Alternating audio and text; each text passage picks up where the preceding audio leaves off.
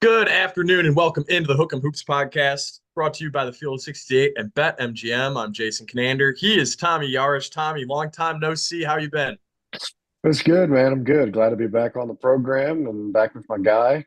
Missing Zach today, but I'm just happy to be here and talk some hoops. Been keeping up with Texas basketball while I've been away, and obviously wish that some of these results would be a little bit more in their favor. I think that Vanderbilt game is one you raise your eyebrow at, but I know we'll talk about that here in a little bit. But nonetheless, great to be back. Absolutely. So Zach's not with us today because he had a very busy Super Bowl weekend as well.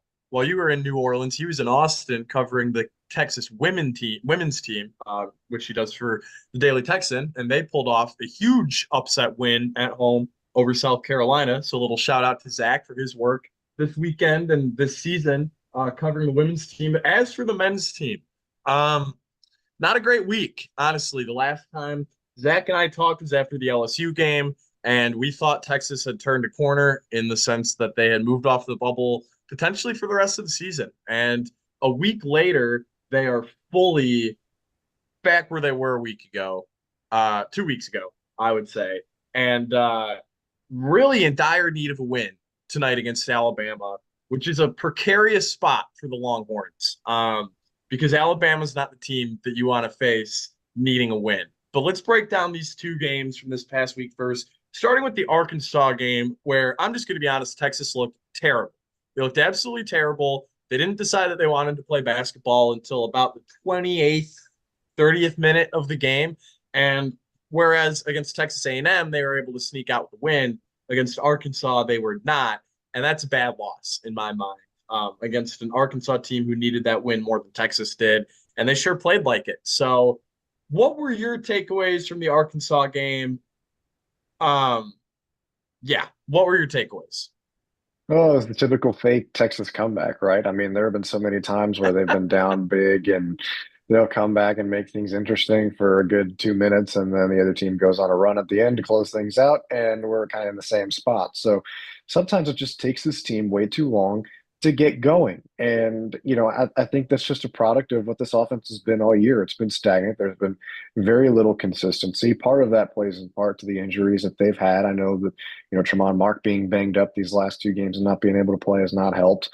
He'll be back against Alabama, I believe. So that should be, something that this Texas offense welcomes. But even with Tremont Mark in the lineup, sometimes offensively they haven't been great.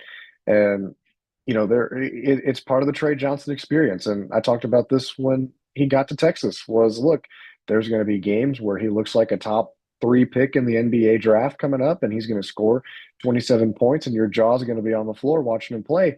And then there are going to be some games where he still gets, 15, 16, 17 points, but he does it on 20 shots and he doesn't make more than five. So it's just kind of a give and take, if you will, in terms of what this team can do offensively.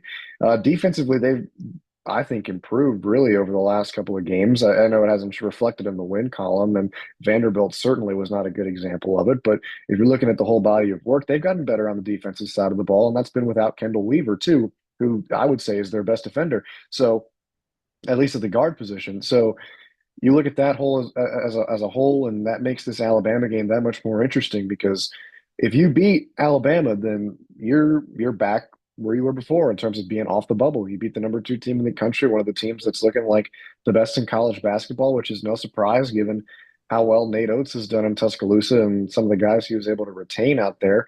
But at the same time, if they lose this game, I think it obviously doesn't help them on the bubble, but I would say they're expected to lose this game. So I don't know if it would completely shove them out of tournament contention. It's just a matter of, what does the game look like? Like if this is a game where they keep it to within 4 or 5 points, then we could be.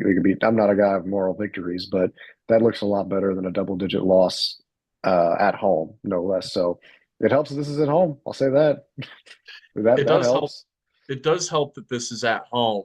Texas is going to need to shoot better. That's why they lost the Arkansas game. Really, ultimately, I mean, they couldn't shoot. And that's the scary thing for me with this Texas team is like there are going to be nights where they just don't shoot, and I don't think they can find a way to beat you when they're not making shots because this isn't a great defensive Texas team. This is the worst defensive team that Rodney Terry has had. I mean, letting up 90 points to Vanderbilt, 80 points to Arkansas at home. Like, that just can't happen. And it makes me worried for what this Alabama game is going to look like, because they are the poster child for scoring offense, hitting the free ball, playing quick transition. And I think Texas might struggle with that a little bit. As for the Vanderbilt game, that was kind of the flip side of the Arkansas game. Whereas in the Arkansas game, they didn't show up for the first 25 minutes. Texas played pretty well in the first 25 minutes against Vanderbilt. They were up 10 actually in the second half at the under 16, and lost by 8, and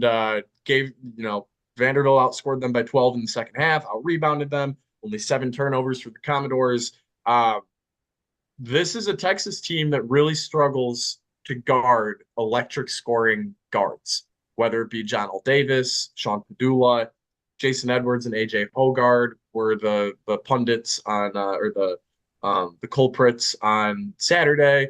And so Texas is going to need to figure out how to make it happen, how to lock down, Mark Sears tonight against Alabama. And the most frustrating thing about the Vanderbilt game for me is you turn the ball over less than 10 times, you hold your opponent to 40% from the field, 33% from three, and you still lose by almost 10. I mean, that should be a good formula for winning a basketball game. And it wasn't this week for It Texas. wasn't. No, it wasn't. And it's even more frustrating when you consider I think they had a double-digit lead in the second half too, as they Yeah. were going into the closing portions of it. So, I mean, all 5 of your starters are in double-digit scoring. Devon Pryor and Jason Kent are giving you good minutes off the bench. Like, yeah, I'm not saying that Pryor and Kent play out of this world, but like you're doing everything that you need to do to win. But that's again another one of those cases where Trey Johnson takes 14 shots, he makes 5, and 3 of those are threes, and that's great. But you know that's that's 2 for what is that? I'm not good at math. 2 for 11 the rest of the way. So that's not going to win you a lot of basketball games. And they missed 8 free throws too.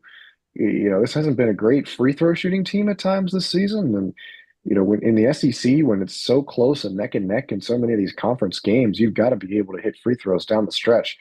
And Texas hasn't been able to do that at some times this year. So that Vanderbilt game was an anomaly for me in terms of I was shocked that they let that one slip away from them. I thought that second half push would, kind of get them over the edge. But you got to give credit to Vanderbilt. I mean, Jalen Carey had a hell of a game, coming off the bench and giving him 18 points. Yeah. It seemed like they just didn't have an answer for him, and Vanderbilt leaned on that, and they won him the game. So you tip your cap, but it's one of those where, and I feel like Texas has had one of these every year where you just kind of look at this, you just look at this game, and you're just like, what? Why did they lose this? Like they had no business losing this game, much less by what was it, double digits, 8 points, so 8. nearly double digits. So it's just one of those where you just shake your head, man, because it's you can't lose these kinds of games when you're in the bubble conversation. These are games you need to have under your belt. Texas got to get healthy too. Tremont Mark, like you mentioned, he will be back for the Alabama game. The school already announced that on Monday, actually. And so hopefully that's his last injury bout this year because he needs Yeah, to be healthy down the stretch. 5th-year senior veteran guard, especially with Kendall Weaver out. And from what I know, they're expecting him or hoping for him to be back by the end of conference play, but still kind of up in the air there. When those two are out, Texas isn't bringing a single guard off the bench. And that means that a lot is falling on the shoulders of Trey Johnson and Jordan Pope and Julian Larry. And Larry has played fine the last 2 games, but you need scoring. You need guys who can come off the bench, make shots, get a shoot stop or two, Kendall Weaver in a way. And so Texas needs to get healthy. It's not going to magically happen before the Alabama game. Although Tremont Mark is back, I think that will make a difference. Let's dive into previewing that game. The number 2 team in the country is in town. I think this is a good spot for Texas because Alabama has a big game with Auburn this weekend. One of the only 1 versus 2 matchups, this late into the season in, recent memory. That's the big game, big ticket game, really, of the college basketball season at this point. I think this is a good spot for Texas to potentially trap Alabama and win. Um, they need to make shots. Trey Johnson needs to have one of the best games of his career, and Caden Shedrick needs to play nearly 40 minutes. And um, neither of those three things are givens, but they're all possible. And if they all happen, Texas is going to win this game. Yeah, I would agree with that. That if all three of those things happen, Texas is going to win the game. I can nearly guarantee you that all three of those things won't happen simultaneously. I mean, if Caden Shedrick plays 40 minutes, man, I'll shave my head if Caden Shedrick plays 40 minutes. Like that, I would, and I'm not trying to take a dig at him, but that's just he just isn't. I don't think he's wired that way. I don't think He he's played conditioned 22 that on way. Saturday. Yeah. Yeah, I just don't think he's been conditioned that way. And you can correct me if I'm wrong here. I'm gonna try and search back at his game logs here, but the most amount of minutes he's played this season is 38 in the UConn game, and that was pretty early on in the season. So he's got some fresher legs, and since then the most he's played was 33 back when they played Texas A&M. Other than that, it's been 22, 19, 29, 26, 24, 13. So this is not a guy who is playing a lot of minutes, and that's not to say that he can't be a contributor. He can. He's Texas's best interior defender, but I just don't think that's going to happen. And you mentioned, hey, if Texas wants to win this game, they're going to have to make shots. The flip side of that is they're going to have to pray that Alabama doesn't, because like you said, Jason, this is the staple of offensive basketball right now in college basketball.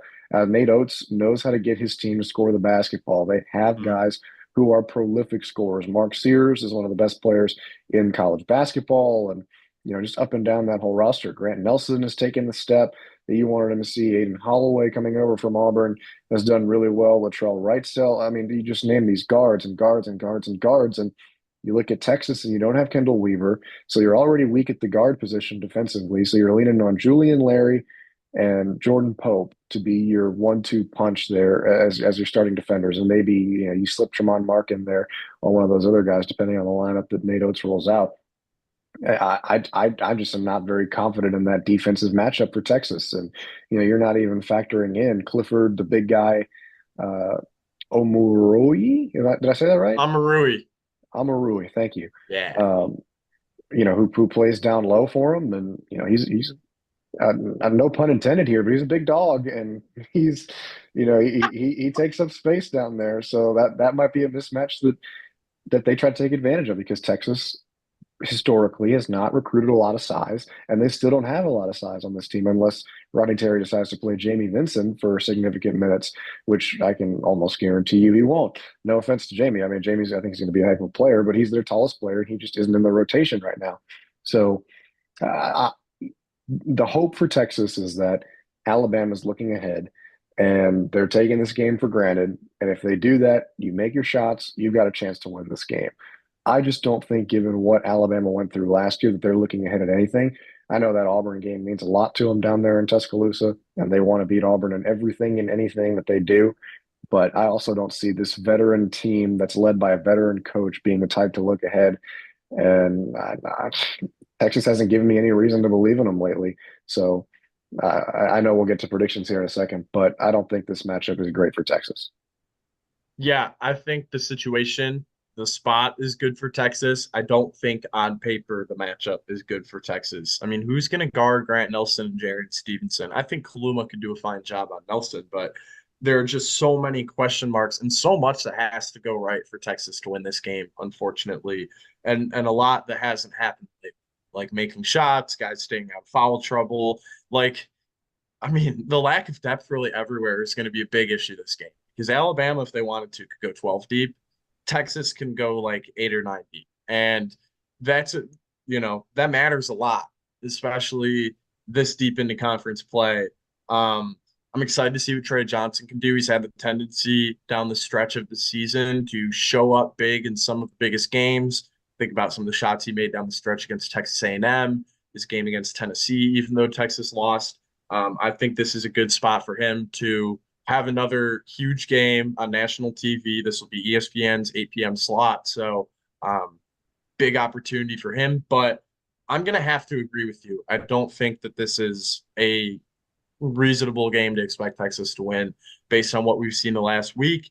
Now, I will talk really quick before we get into predictions about the ramifications if they don't win this game, because consensus seems to be that they're like right on the bubble, and I'd have to agree with that. I mean, they're net 31 right now. Yeah, net 31, and when you get to this point of the season, 30 is right around the cut, and or maybe possibly a little lower than that. You got UConn a little lower, and Creighton and Georgia, but Texas is going to need to win these games. They need a signature win. Right now it's A&M, but if you can knock off Alabama at home, that'd be huge. If not, they're off the bubble. Well, on the wrong side of the bubble, firmly on the bubble still, but on the wrong side of the bubble, they're probably the fourth, fifth, or sixth team out of the field, maybe at worst. And it just makes the Kentucky game this weekend all the more bigger.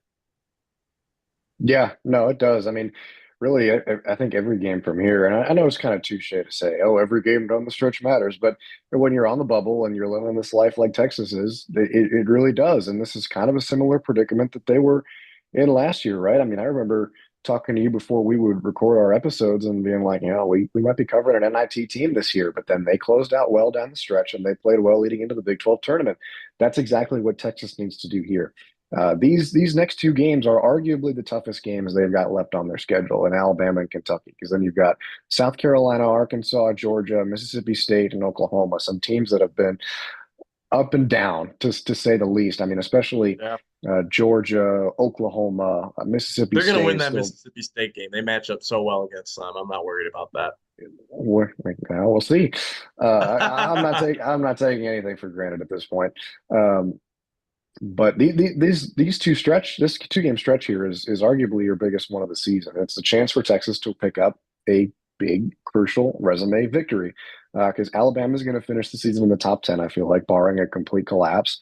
Kentucky's going to be in the top 25. I feel like, barring a complete collapse. So, you pick up any one of these 2 wins, and it's certainly going to help your case out a little bit. Going into March, and then you go to the SEC tournament and see how things shake out there. But yeah, it's that time of the year where you start to question, and you got to see what this team is really made of. Injuries are a pain to deal with, but everybody deals with injuries all year. You're not going to go wire to wire completely healthy. So getting Tremont Mark back is huge, but Texas has got to show me that they can play some defense in this game. Alabama doesn't play a whole lot of defense either. So as we roll into our That's true. predictions, but That's true. I think we'll both agree that Texas isn't going to win this game, but I'm gonna put this at like a 6 on the upset meter, 6 out of 10, just because like if Trey Johnson has a huge game and Kaluma and Shedrick are playing smart basketball, like this thing's gonna be close. And I hope that women's environment on Sunday, like I hope that some of those people are like, wow, this was so much fun. I love watching high ranked basketball teams at the Moody Center.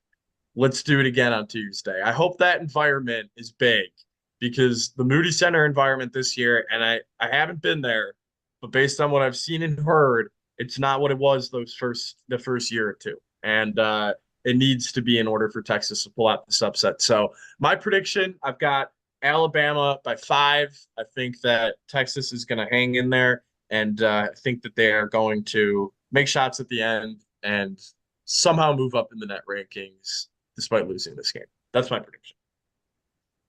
I've got Alabama by double digits. I think this is a game that, Ooh. like you said, Jason, Texas keeps close for a while. I mean, if you're Texas, you want a shootout in this game, right?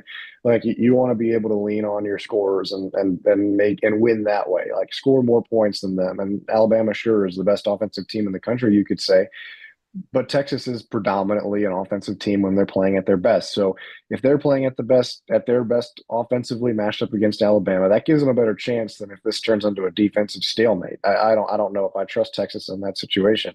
Um, so that's what you're looking for, and even still, I just don't know if they can hang with that. I think this is interesting for a little bit. I think this is something where I could see Texas using the environment if it is a good one, and that's a big if, considering, like you said, what we've seen this season. But um, if that's the case, then maybe they get off to a good start, but I just think in the end, Alabama's too talented and they've got the clear advantage on the offensive side of the ball. So I think the Crimson Tide win this one by double digit. I'll go 11 to be specific. So not terribly far into the double digit range, but just close enough. Just close enough. Alabama's riding into this game on a 6-game winning streak. They're averaging 90 points per game. Feels a little bit like David versus Goliath. And in this spot for Texas, they need a win right on the bubble this point of the season. Yes, their schedule does get a little easier, but still looking for that signature win nearly halfway into February. And this is one of the last remaining opportunities. And I think Texas and Rodney Terry and all the fans and the players would love to get this one tonight. So it's been great talking some hoops with you, Tommy. We'll be back again soon to preview this weekend's Kentucky game. Hopefully recap a win, but if not, we'll still talk about this game against Alabama. Anyway, thanks for joining.